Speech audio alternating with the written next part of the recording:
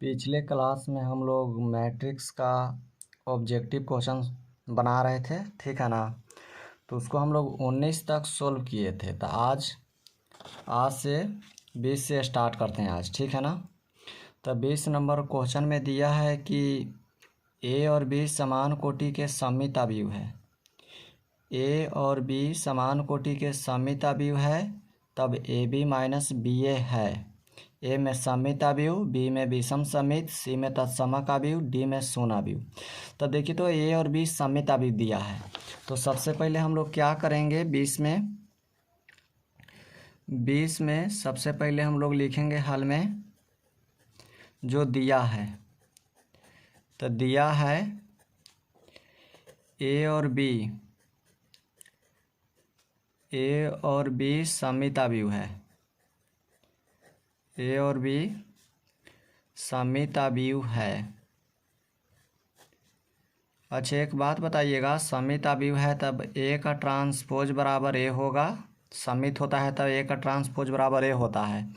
और विषम सममित रहता है तो ए के ट्रांसपोज बराबर माइनस है, लेकिन सममित है तो ए के ट्रांसपोज बराबर ए और बी के ट्रांसपोज बराबर बी होगा। बी के ट्रांसपोज बराबर क्या होगा, बी होगा, ठीक है ना। हमको सत्यापित जांचना है हमको कि A B minus B A क्या है। तो देखिए, तो A B minus B A B minus B A को हमको जांचना है कि A B minus B A क्या है, यानी कि A B minus B A बराबर वाट।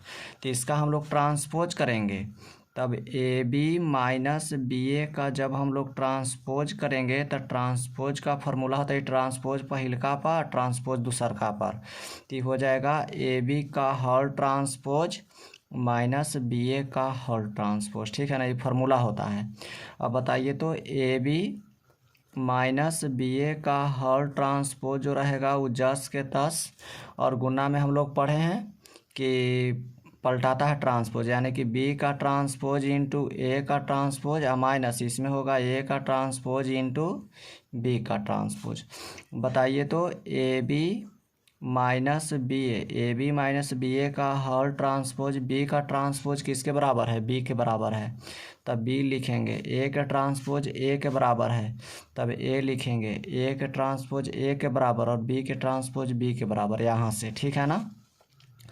अब एकरा में ए बी माइनस बी ए का होल ट्रांसपोज माइनस कॉमन ले लीजिए, तो माइनस कॉमन लेंगे तो माइनस वाला आगे हो जाएगा प्लस में और प्लस वाला हो जाएगा पीछे माइनस में। बताइए, यही जो है यही चीज़ ही है ना, लेकिन कोची में आया माइनस में ट्रांसपोज किए तो कौन होगा, अवयव विषम सममित। माइनस में आएगा तब विषम सममित अवयव होगा। तो लिखेंगे कि विषम सममित है। कौन अवयव है, विषम सममित अवयव है। यानी कि 20 का जो आंसर होगा बी होगा विषम सममित।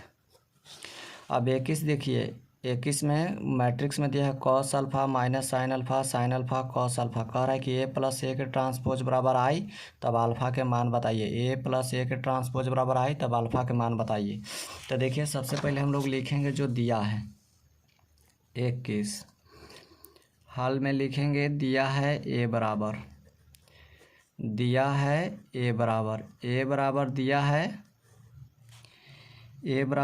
है cos alpha minus sine alpha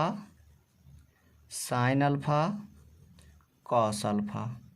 एक बात बताइएगा, ए का ट्रांसपोज हम लोग करेंगे तो ए के ट्रांसपोज क्या होगा, स्तंभ को पंक्ति में लिखना है, यानी कि कॉस अल्फा और हो जाएगा साइन अल्फा। इसको लिख देंगे तो माइनस साइन अल्फा और हो जाएगा कॉस अल्फा, हो गया।